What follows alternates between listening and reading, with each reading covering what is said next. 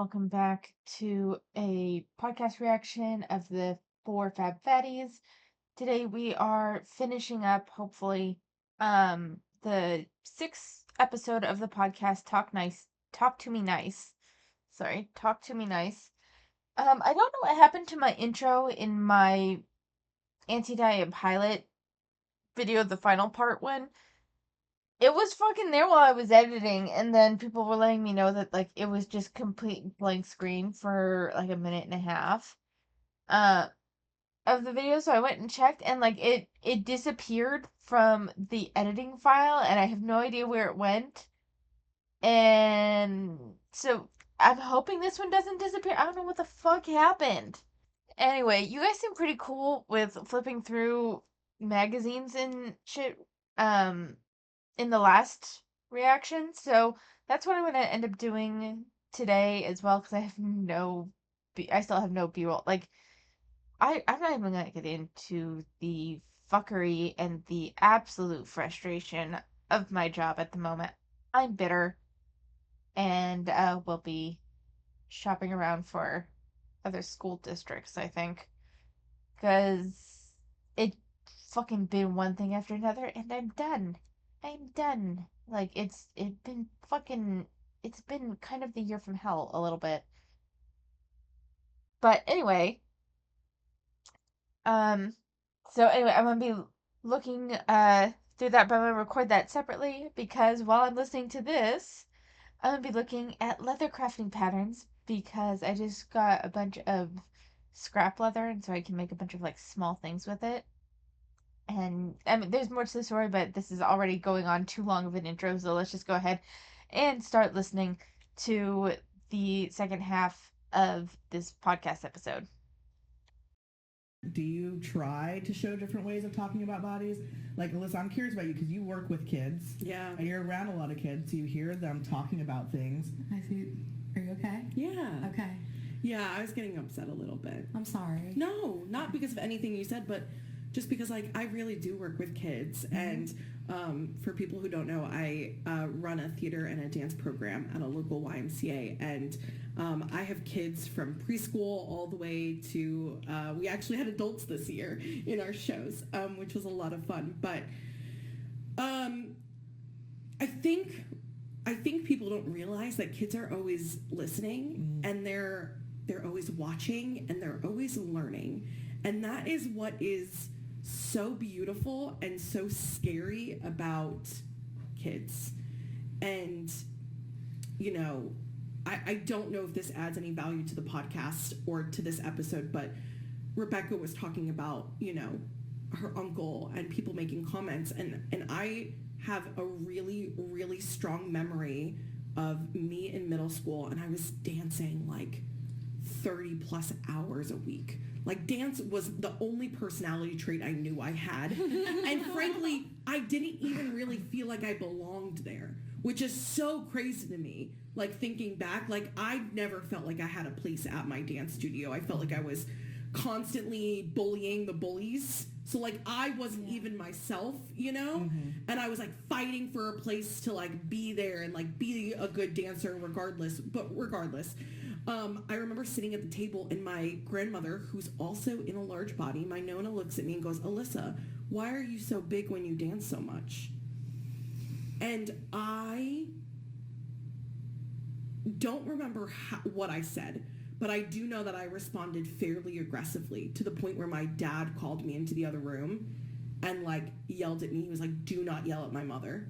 And the fact that he was like defending the question instead of being like coming in being like, "Hey, we're not going to ask that and we're not going to answer." So I don't know her family dynamics. I was actually kind of hoping that they would talk more about, given that she works with kids, what her perceived and any here's the thing, here's the issue is that yes, kids are always listening. That is true, and kids will internalize or repeat things that you aren't expecting. That is also 100% true. Kids can gain some hang-ups from the adults around them. That is also true. We've seen it. I've seen it working in elementary schools. there was a whole gaggle of third grade girls that were skipping lunch at one point because they wanted to lose weight. And like that is something that kind of has to be interrupted. That is something where it's like that is not how we get healthy. With kids, I will say I don't like the talk about weight loss because kids tend to take things in extremes. I much prefer healthy because if they're going to get really enthusiastic and gung ho about something, I'd rather them think about health and listen in terms of healthy versus unhealthy than weight gain or weight loss. That is something true. This with grandma asking a rather blunt question. I'm not going to say that she shouldn't have gotten upset because in all honesty, I probably would have gotten upset as well as a teenage girl. I think in general, asking teenage girls questions like that or any question around weight is kind of playing with fire. So it's kind of playing with fire, especially with like teenage girls because young teenagers, kids, they take things to like the nth degree.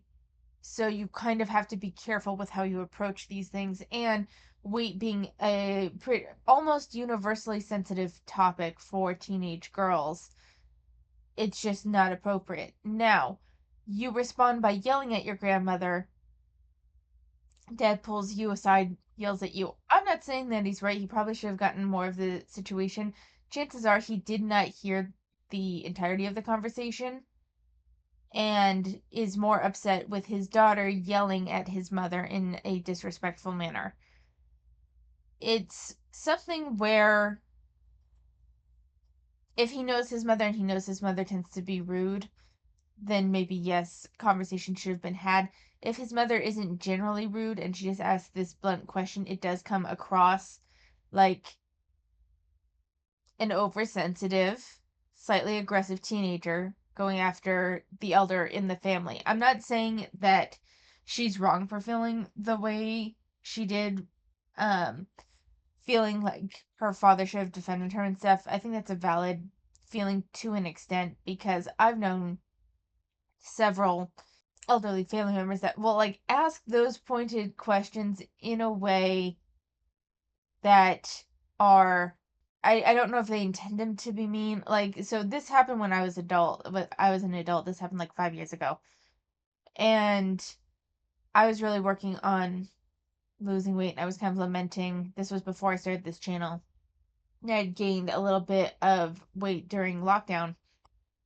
And I'm like, "Oh my god, I'm getting so fat." And I'm like starting to really kind of concern myself with losing weight, getting fit, all that stuff.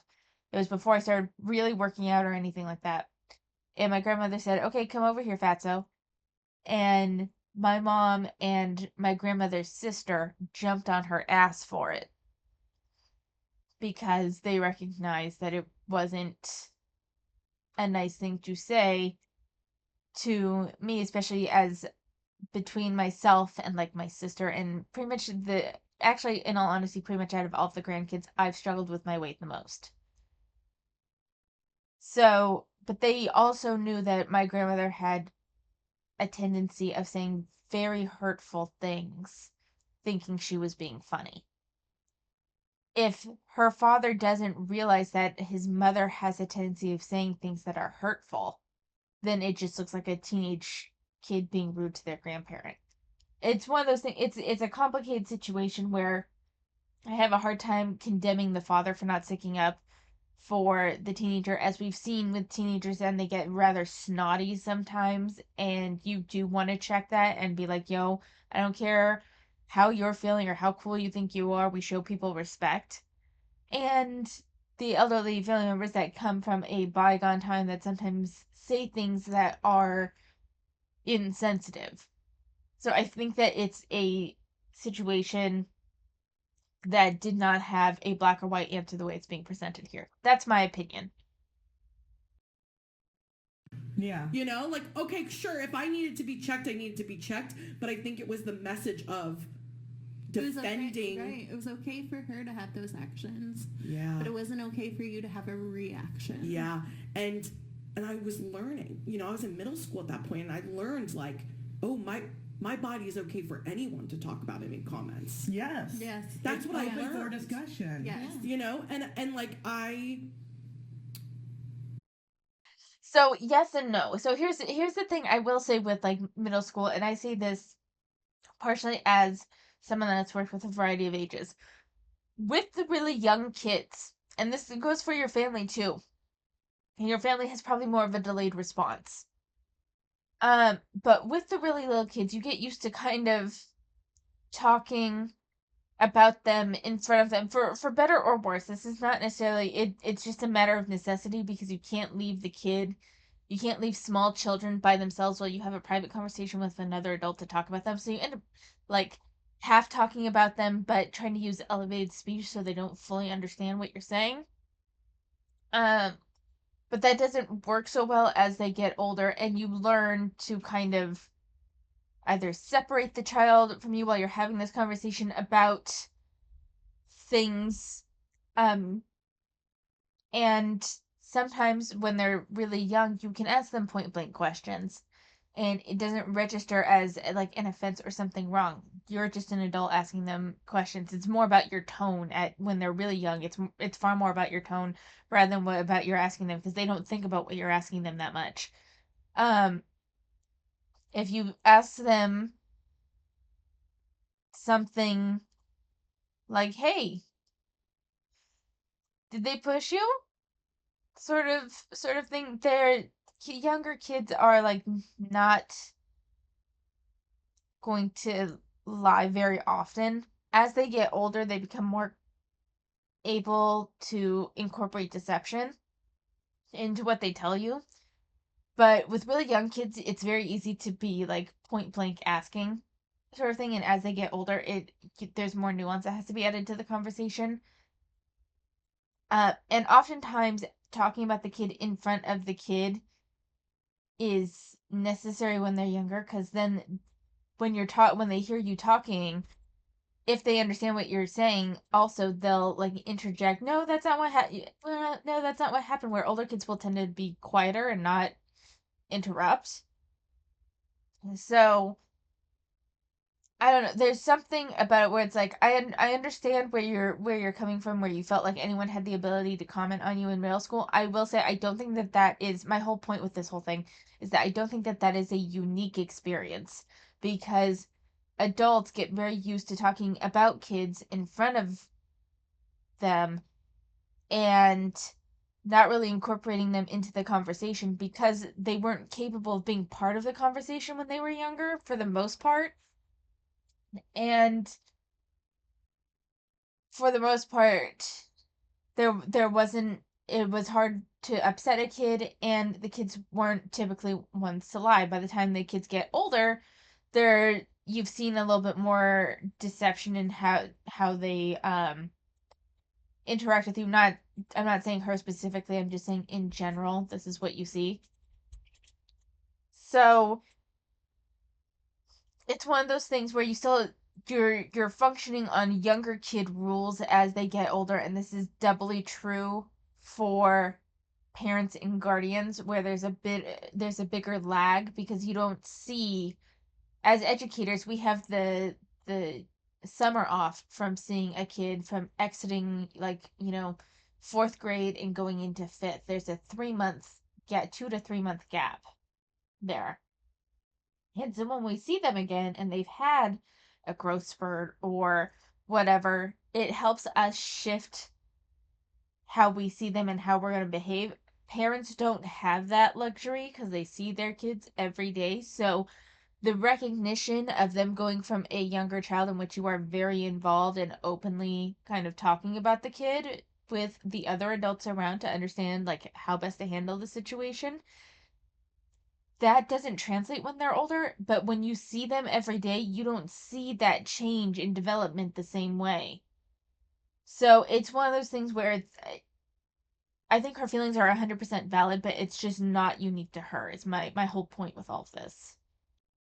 I am first things first, I love working with kids and I love my job. So that it really fills my bucket. And there has been like a personal mission of I felt so unsafe and so unwelcome. So there's been like a really big personal, like, makes me feel so good to be able to provide like a safe space for kids to come and just be the weird kid. You know, we have so many weird kids.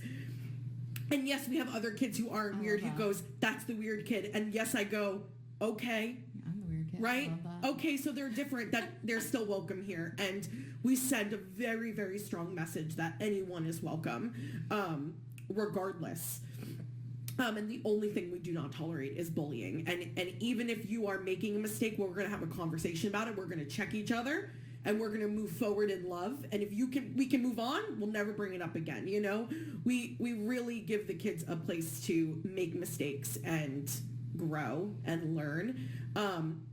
And absolutely, in the arts and auditioning, we get all of the body image stuff that also comes into that. And I think the team that I work with is hyper aware of it because of my experience, and they know that I had to take medical leave from work and that I was doing a lot of it. But yeah, we absolutely do have to have conversations around, like, where's your snack? Why aren't you eating a snack right now? Like, we've been rehearsing for 3 hours.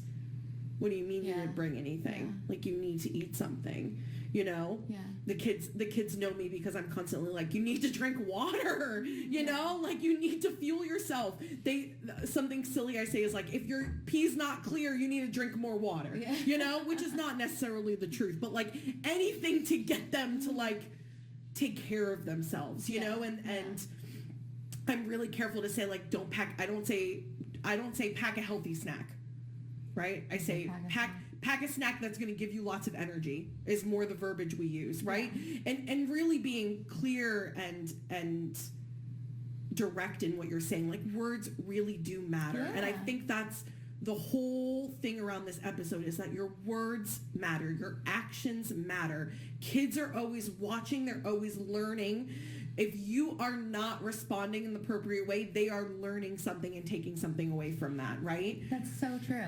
That's like 100%.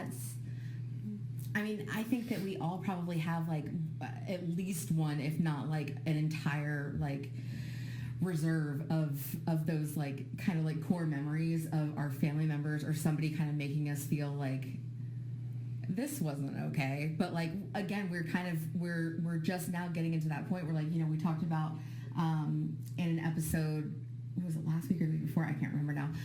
But just how, you know, it's finally now just being talked about that, like, we don't have to take our doctor's word as like final, right? So like now we're getting to this point where we can question the adults in our lives and say, hey, you know, it wasn't right that you always, you know, took grandma's side and let her say these terrible things to me just because, you know, respect your elders, right? So I think that we're lucky to be at that point, I think, but there is still so much work to be done because of those things that we have internalized, and the things that I realize that, like, I guess to answer your question, the things that I'm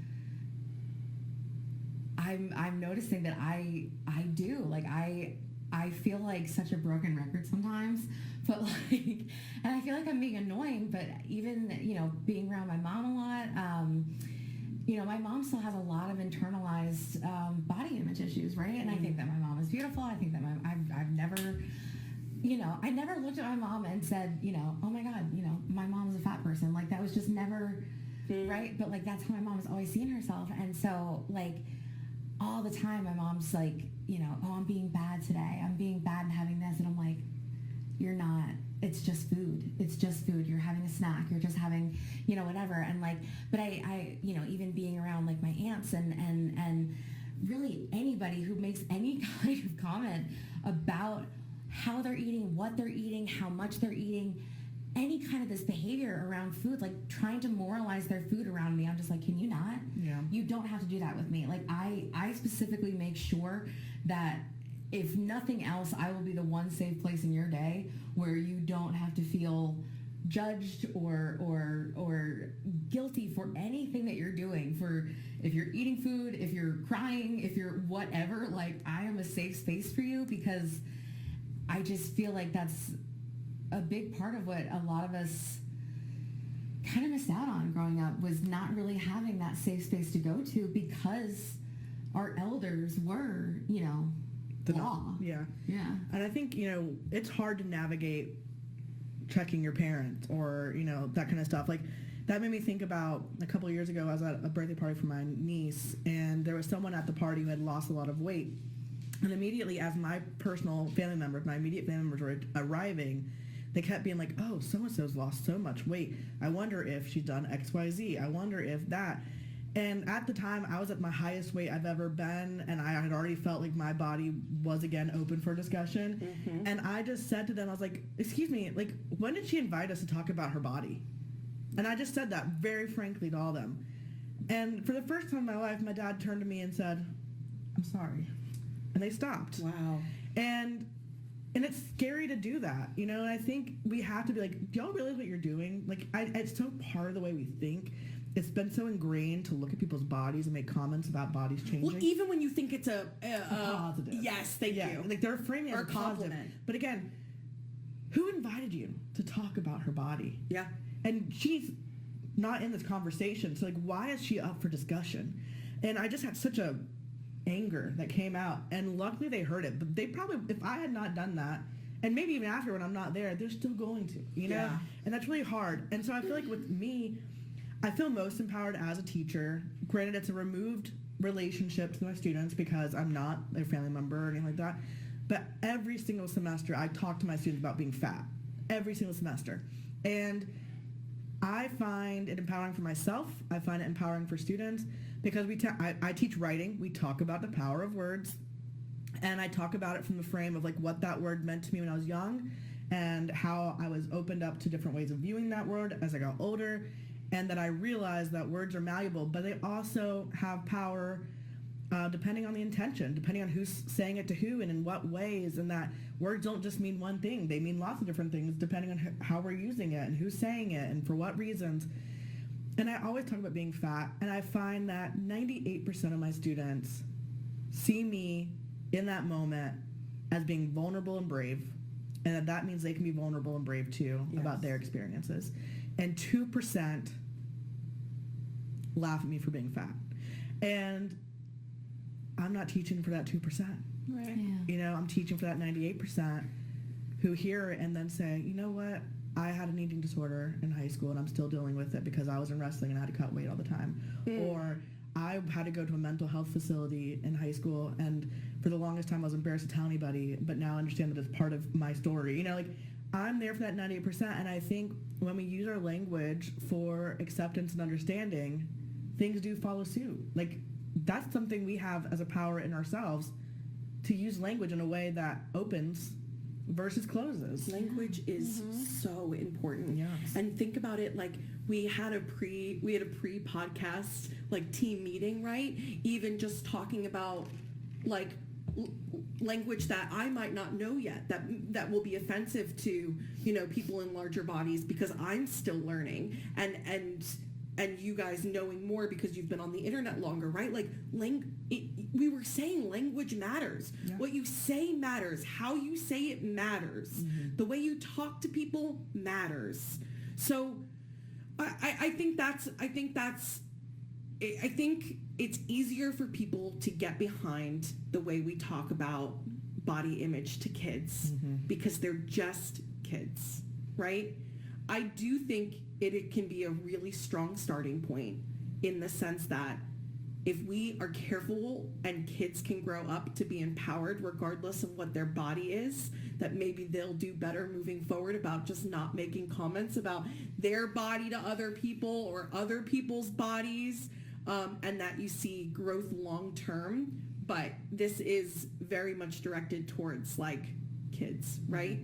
So one of the fun things about bodies is they do things, they all look different, and they change. And one of the things that's over the last year has happened for me is because I've gotten smaller in size, I still have lots of fat in my body, but it's softer now. And it has different shapes, you know. And one of the things that my nephew Parker, who I do spend a lot of time with, this summer we went to the water park a lot. So we were always in swimsuits and everything. And kids are observant, And so kids will say the darndest things, you know? And one of the things, like, he's a very loving kid, and he's kind of like touching my arm, and he's like touching my arm roll that hangs, you know? And it's a very soft roll, arm roll now. And he's like pushing it up and down. And I think a lot of people would immediately like, no, don't touch my fat bits. I think that's like immediate reaction for a lot of people, especially if it's an insecurity of theirs. But I don't want him to be scared, or like, everyone's arms look different, right? It's just my arm. He's just being sweet and soft with it. Oh.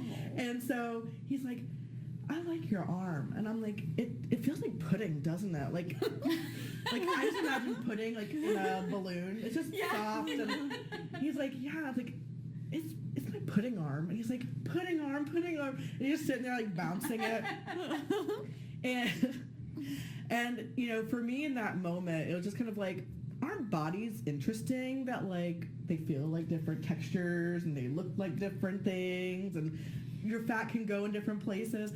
And you know, every time he would see me after that, he'd be like, pudding arm, he'd want to touch my pudding arm again. And it became this thing. And then my sister's like, you know, he's kind of going up to other people and like wanting to touch their pudding arms, and like, that's amazing.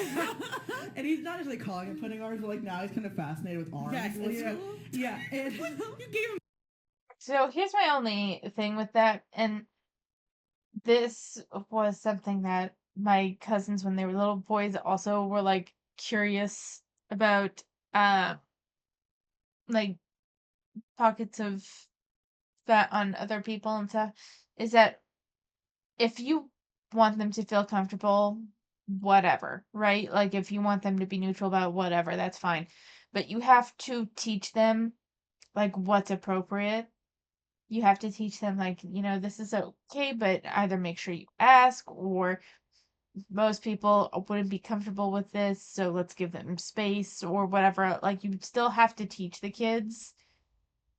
And this is the thing that I've noticed with the fat acceptance community, is that they're very much about body acceptance, but when it comes to certain things regarding body autonomy, they seem more like, oh, well, it's not a big deal. And don't get me wrong, if you're fine with him touching what you call your pudding arm, whatever, that's totally fine, but you need to teach him that not everyone is going to be okay with that. And regardless of whether it is or is not a result of fat phobia that they're uncomfortable, that's really none of your business, and you should still probably teach him um why that some people cannot be comfortable with it, and that you shouldn't just like approach people and touch their arms, you know? An arm kink. Stop it. I'm sorry. Stop You took it. it into a dark. Can we not call it an arm kink when it's a little boy, please? It's weird. I'm sorry. I'm being too sensitive to it. I can acknowledge that I might be being too sensitive, but it's a kid. If it's like this little kid, let's not take this to a place it does not need to go. And a place where it definitely was not intended by him for. Like, it's just weird. Am I overreacting to it? It's just so weird. I cannot. But he's you know, it's no longer summer. Winter has happened. He hasn't talked about putting arm in a long time, so I think he will develop fine. But he is going to be used to fat bodies. Like, his family has fat bodies, right? So like, to him, seeing someone who's fat, who has an arm roll, is not shocking to him. It's not going to be anything that's like weird or out of the norm. And I'm like, I feel like he's going to be better adjusted to know that people exist in multiple bodies based on that. Can I tell you something though? Like, it's so random, but like, this is like partially healing me a little bit that you have this story, because so my arms look very similar to yours, but my arms started looking this way a very long time ago. Like, I was in high school when my upper like arm started to drop more, right? Mm-hmm. And like, it was nothing that I had done. It just, my body just developed differently, right? And like, I had fat coming from a different place than other people held fat when I was in high school, right? And I of course noticed it, right? Like, as soon as it started looking a little bit different, that's what I obsessed over in the mirror. Every single day I was like, why is my arm? And that's when I started wearing jackets every day. Like, I covered my arms all the time, right? But the funny thing is that my first experience of having someone point that out, and not just me, was an ex-boyfriend who looked at me and goes, "Ugh, what's that?" Right? And so, and that's still that I still have that in my head, and like even like my boyfriend now, who like kisses everywhere, and it's like, oh my god, every part of you is beautiful, right? Like I have that. Oh, what is that? And then you just have this beautiful, memory with your nephew who's like, pudding arm, I love your pudding arm, like, and I love that, and that's so like wholesome, and like because he doesn't see it as gross or bad, or like, it's just not my already arm. ingrained in his mind. It's like it's just a body. It's just a body. It's like it's on your body. It doesn't make. It's his Aunt Becky's arm, who he loves. Yes. Yeah. That's wild. I have a vivid memory of being in high school wearing a tank top, and my oldest sister saying to me, "You feel comfortable wearing tank tops?" Like with that, and she had the same arm, but that's because it was uncomfortable for her. Yeah. And I wore sleeves for the next 4 years. You'd be surprised what your own family members will say to you. That's the thing. One passing comment that likely she does not remember changed my behaviors for 4 years. Yeah. There's this quote, I'm gonna screw it up because I'm the worst, but We love that. it's like basically to the extent of I didn't know this was bad until somebody told me it was. Oh. And that's kind of the whole idea with being fat. Like, I never thought fat was a bad word. I didn't think it was a bad thing until somebody was like, change that context for me. Yeah. And so I think that's a huge part about like why it's so important to talk to children differently is because they are little sponges. They take in literally everything you say, and they're very much a product of their environment. Mm-hmm. So if they're growing up in spaces where it's not safe, in spaces where you can't just be, like, what do you expect? Exactly. And so, like, personally, I remember so many times with my grandmother where it was either eat, like, you have to eat something, or when I would then and be like, why are you still eating? So it's like, again, what do you want from me? It's like, so, like, again, vastly different sides of the spectrum, and it's either, like, why aren't you eating? Or, oh, now you didn't eat right. Yeah. So, like, again, the struggle. Like, what do you want? I'm damned if I do, I'm damned if I don't. Yeah. And so, it's no wonder that so many people just have these difficulties, have eating disorders, disordered eating. Like, and they go through all this because so many of us had that every day. I remember another time when my aunts and my grandmother were doing a diet together, and they were like, why don't you do it with us? Yeah. And I was like 9, and let's get into this diet real quick. It was a diet where you specifically only ate 5 oranges one day, 5 bananas the next day. You were 9? 9, 5 hot dogs the next day. No ketchup though, not allowed. And then like another day it was like 5 apples. 9? This is such a ridiculous diet. Like, So I'm not going to say much about anything regarding the diet itself because I wasn't there, and some people get some really fucking nutty ideas of what's a good diet to have. That being said, they probably were just allowing you to participate. Like, from the sounds of it, they didn't force you to participate, right? It wasn't you have to participate in this with us. It sounds like it was kind of an option, number one, and number two, it was probably done without the expectation of you following it. Also, just the fact that you were 9, knowing a fair number of 9-year-olds, honestly, and I don't mean to discredit what you experienced, but how good is your memory on that? Genuinely, because this wasn't like a one instance thing where it would stick with you like harder. This is something that was over at least a certain period of time, which means that the memory of these details can very much be eroded and morphed with time. And I'm not trying to discredit like everything that she experienced or anything like that. I'm just wondering how much of this is faithful to her memory. given that this was over a prolonged period of time and she has a lot of detail. I could be wrong. She could be just have a very faithful memory.